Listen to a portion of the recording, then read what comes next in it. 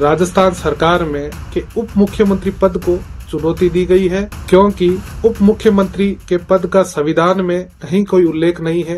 नमस्ते, मेरा नाम सुमित है और आप हिंदी खबर का डिजिटल प्लेटफॉर्म देख रहे हैं। हाल ही में हुए 5 राज्यों के विधानसभा चुनावों में से 3 राज्यों में बम्पर जीत के बाद भी बीजेपी हाईकमान को 9 दिनों तक सीएम चेहरे को लेकर मंथन करना पड़ा।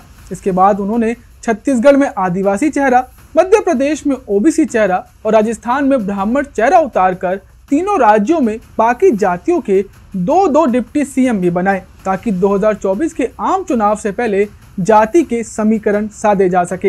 लेकिन क्या आपको पता है कि हमारे भारतीय संविधान में उप मुख्यमंत्री यानी कि डिप्टी सीएम का कोई पद ही नहीं है?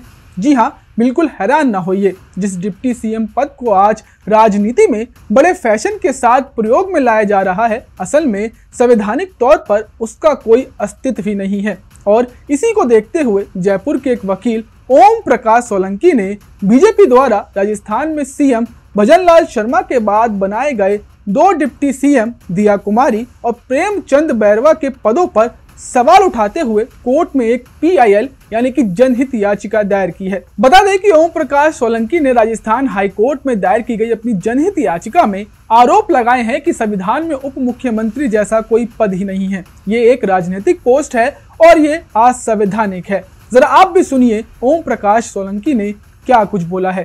दिनांक 16/12/2023 को मेरे द्वारा राजस्थान उच्च न्यायालय जयपुर पीठ में जनहित याचिका प्रस्तुत करके राजस्थान सरकार में उप मुख्यमंत्री पद पर नियुक्त किए गए दिया कुमारी जी एवं प्रेमचंद बैरवा जी के उप मुख्यमंत्री पद को चुनौती दी गई है, क्योंकि उप मुख्यमंत्री के पद का संविधान में कहीं कोई उल्लेख नहीं है, केवल मात्र राजनीतिक पद है जो कि असंवैधानिक है।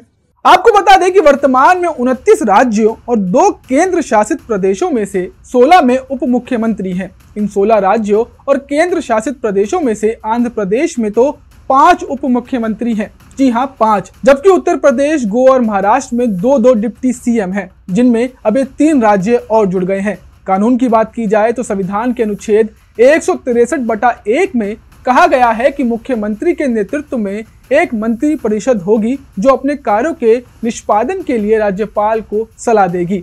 अब यहाँ सबसे बड़ा सवाल यही है कि जब संवैधानिक तौर पर किसी भी राज्य में डिप्टी सीएम का कोई कॉन्सेप्ट ही नहीं है, संविधान में कभी भी उप मुख्यमंत्री के पद का जिक्र तक नहीं किया गया, तो राज्य की सियासत में डिप्टी सीएम का दर्जा और उसके काम क्या होते हैं? दरअसल ये तो आप समझ गए होंगे कि सरकार डिप्टी सीएम इसलिए बनाती है ताकि राजनीतिक पार्टियां उस राज्य में सभी धर्मों और जाति के लोगों को खुश कर सके, राज्य में राजनीतिक स्थिरता और मजबूती आ सके। लेकिन ऐसे में प्रदेश में कितने भी डिप्टी सीएम हो, लेकिन इससे मुख्यमंत्री की शक्तियों पर कोई असर नहीं होता। मसलन विभाग की कोई भी फाइल डिप्टी सीएम से होते हुए मुख्यमंत्री तक नहीं पहुंचती। साफ शब्दों में कहें तो डिप्टी सीएम का पद प्रतीकात्मक होता है, यानी सिंबॉलिक। अब अगर डिप्टी सीएम की पावर के बारे में बात करें तो यहाँ भी उनके हाथों में ज्यादा कुछ नहीं होता। इस लिहाज से तकनीकी तौर पर उप मुख्यमंत्री की हैसियत केवल एक कैबिनेट मंत्री की होती है, जहाँ कैबिनेट में सौंपे गए विभाग को ही वे देख सकते हैं। तो आखिर में अब देखने वाली बात तो यह होगी कि राजस्थान में उप मुख्यमंत्रियों के ऊपर डाली गई जनहित याचिका पर कोर्ट क्या सुनवाई करता है। बहरहाल, क्या आप जानते थे कि भारतीय संविधान में डिप्टी सीएम का कोई पद नहीं है? अगर हाँ तो कमेंट कर जरूर बताएं। मिलते हैं आपसे अगली वीडियो में, तब तक के लिए नमस्कार।